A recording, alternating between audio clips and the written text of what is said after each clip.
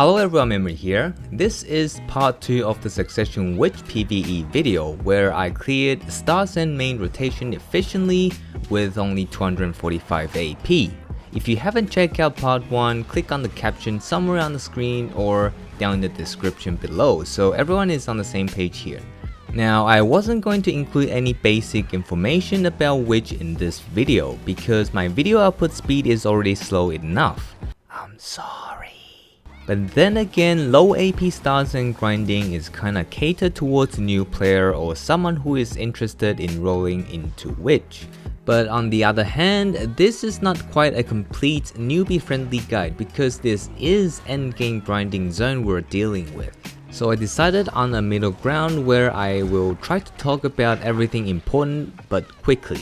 And if you still have more questions after watching the video, either Google them yourself or comment down below and I'll try my best to answer them. First of all, let's talk about skills and add-ons. They look complicated, but yeah, nah, if they're complicated, you think I'll understand? Thanks for assuming I would. Now, this is a Succession Witch skill set. That means you're casting about 4 damaging skills most of the time. At least that's what it feels like. And that is your lightning zaps, fireballs, icy waters, and breaking the ground. That's because Witch Succession have a passive where if you use a spell and just hold down the right mouse button, it will just keep squirting out all other spells with the same element. With a few exceptions, but we won't worry about those for now. This is important to mention because it affects why my add-ons looks like this, why my skill selection is the way it is, and why I cast everything in a particular order. I'll explain all the skills in the order that I use in the PvE rotation. So first, you buff yourself up with these 4 skills whenever they are off cooldown. Then you cast Chain Lightning to aggro the mobs. Here I have these lightning chain add-ons because it has a damaging over time debuff. I'm not using it for the damage, I'm using it because there is a maximum number of monster aggro on each character. If you aggro some mob before you get to your next pack, that mob will run towards you while taking up an aggro count, and they will reset before they reach you. That means sometimes you won't be able to kill as much mob as you could per pack. Debuffing everything around you with damaging over time will ensure the new mob will immediately aggro to you when the old mob resets, ensuring you're always killing the max number of mobs. After Chain Lightning, you put down the red ball because it draws aggro while decreasing their magic DP. Then you cast your Domain Blizzard because it decreases their move speed, so it's even easier to group and it will keep raining while you casting other skills. And then you start your main DPS rotation, starting off with Earthquake because it has a 20% crit rate add-on and it also has damage that helps to break the crystal for the knockdown. Followed by Fridge Fog Aqua Gel combo because Fridge Fog cancels Earthquake animation quite well. And it also hurts so it can help with breaking the crystal. And Aqua Gel reduces their evasion by 15%, so soften the mob even more. After that, you use your lightning combo first because there are more lightning skills than fire skills and they have higher overall damage, so you want them to be on cooldown first so you can use them again earlier if needed. Lastly, your fire combos. Your meteor focus is usually the last thing that comes out and it should finish off the remaining mobs, but because you are low AP, plus meteor is not always ready for every pack, so if something is still walking around after your rotation, the water combo should be ready by now. And you also have your magic arrows. With magic arrows, hold S plus right mouse button, it will cast it twice and go on cooldown, and it's not available during cooldown. However, if you use magic arrow right after fireball or lightning, it does not go on cooldown and it will also work even if it's on cooldown. So triple magic arrow is done by using lightning or fireball first while magic arrow is off cooldown and then immediately hold down the magic arrow buttons. If you can't remember the exact casting order, don't worry because I don't as well. You just need to remember to cast earth and water before lightning and fire, which is your main combo. and then cast everything else before the main combo. Now let's talk about the rest of the add-ons here. Fireball and Lightning is your combo starter, and they can be used on cooldown. You will also be using them to spam your magic arrows, so having monster damage and cast speed on them is a great way to ensure your max DPS. Next, I use Fridge Fog as water combo starter because it is fast and smooth to use. So same logic here, monster attack and accuracy buff add-ons on it since there is no cast speed for Fridge Fog. We've talked about Earthquake and Lightning Chain earlier, so for the final slot I choose Voltaic double defense buff because I don't have other defense add-ons and nothing else will improve my DPS in any meaningful way.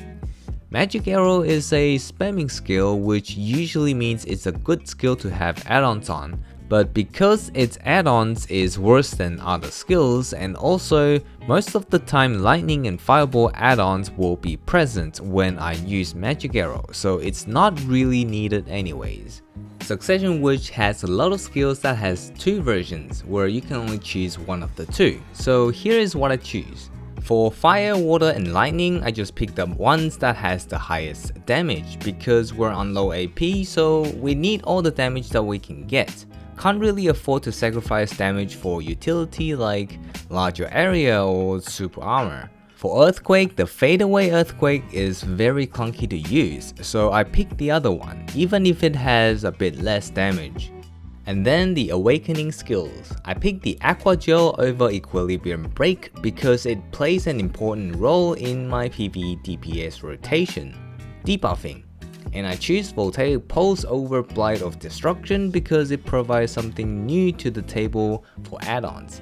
It has an inbuilt cast speed buff, and it also has the same evasion debuff as Aqua Gel. These two Awakening skills are the less damaging ones, but the damage difference is not really noticeable, plus the buff and debuff they provide does make a difference, so get them. Now after you started trying to follow my skill build, you will quickly realize that, wait a minute, this is supposed to be a newbie friendly guide. How am I supposed to have 1900 skill points as a newbie? The answer is you don't. In fact, the minimum suggested amount of skill point needed is 1514, and here is exactly which ones you need. Basically, you're not taking Chain Lightning because level 1 is free and it's enough for what we're using it for. You're not taking the Infinite Mastery that gives you extra max HP. You're not taking Healing Aura, Protected Area, and Spellbound Heart. You don't need these sustaining skills for PvE.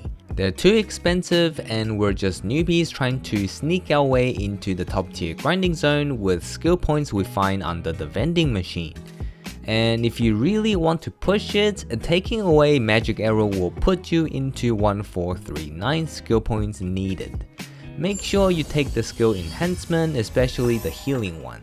That's your oh shit button and it is the best healing skill in the game.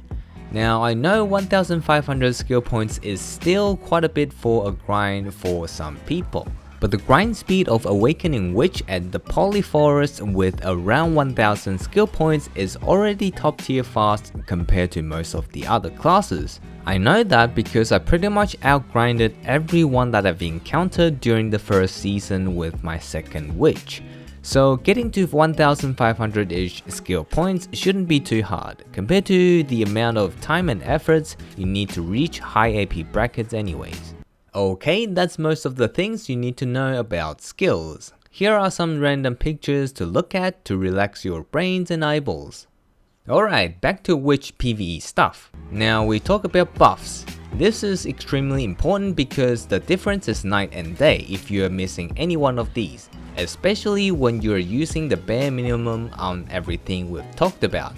First of all, church buffs. You probably want to use the Kelphion church buff, which is right over here, because he is the closest church buff NPC to Starsan. You are looking for plus 8 DP and plus 8 AP. The accuracy is okay to be 3 here, but obviously the more the better. Same with HP. Next, we have the tense buff. If your gear is more than the minimum, the regular tent buff would do. But if you are running the minimum stuff, you might want to grab the villa buff for the survivability. For food buff, we use a simple crone meal, mainly for the plus 30 monster damage. Finally, we use the Frenzy Spirit combo for our perfumes and droughts. Use this and only this combo, because Frenzy Droughts gives you pretty much every offensive stat possible, and as long as you keep damaging, the lifesteal it provides will pretty much negate the minus 15 DP debuff. The Spirit Perfume gives you lots of health, max your crits, and most importantly, it fixes your mana problem. Yes, one of the big problem playing Succession Witch and Wizard is mana issue. You will either be chugging a swimming pool amount of MP pots every time you grind, or you will have to use mana absorption and your healing skills to sustain your mana. After taking the Spirit Perfume, problem solved. It's beautiful. And yes, I know these buffs will cost you around 8 to 10 million per hour, but the silver you make will worth your money back. And also, don't forget to use a Destruction Spirit Stone if you don't have a better alchemy stone than that. And finally, we talk about gears. The main selling point of this setup is of course the low gear requirement. You will need a Tri-Black Star Staff and a Ted Kudum Dagger, which shouldn't be hard to buy off the market. But how about DP? Well, I have been grinding there when I had 300 DP, so I know that's doable. Basically, if you have a full set of Ted armor, you should be fine there. In the first video, I was using 3 Oasis armor sets, which is equivalent to Tri-Boss gears. If you're confident enough to grind there, the Oasis gear should be enough.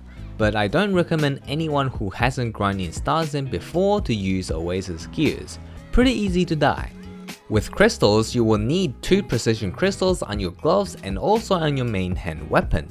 You don't necessarily need to get the L curve, which is like 300 mil at the moment. You don't even need the yellow ones, the blue one should do just fine. The main thing is the plus 8 accuracy. You will also need 2 crit damage crystals for your offhand. Again, you don't need to get the corrupted magic crystal, the blue one should be fine. Since our crit level is maxed out from buffs, having crit damage increase would be very effective. The rest of the crystal slot you can just fill them in with anything you find on the ground. Doesn't really matter here. Now to the accessories. If you have completed the Season 1 events, plus one of the summer events, you should have received a Pen Cappuccino ring and earring. You will also have a Pen Tovala ring and earring as well. If you don't have them, then you'll have to buy them. They are basically equivalent to Ted Crescent rings and Ted Knock earrings, but if you do have them like me, all that's left is the belt and the necklace. Here we can use a Tri-Olga ring and Tri-Bassi belt, which are around the same price as your Ted boss gears. You will get more AP than using the Ted accessories I used in the first video. However, you will also have less DP than what I had, so be ready to be even more squishy. But as you can see, you only need to make money to buy 4 out of 13 gears to be able to grind at Starzen. Pretty ridiculous. Now finally, I would strongly recommend everyone to complete as much adventurous log as possible. They give you permanent stat boost to all of your character after you've done it once. So that's your AP, your DP, HP, accuracy, etc. They are quite annoying to do, but it's definitely worth it in the long run.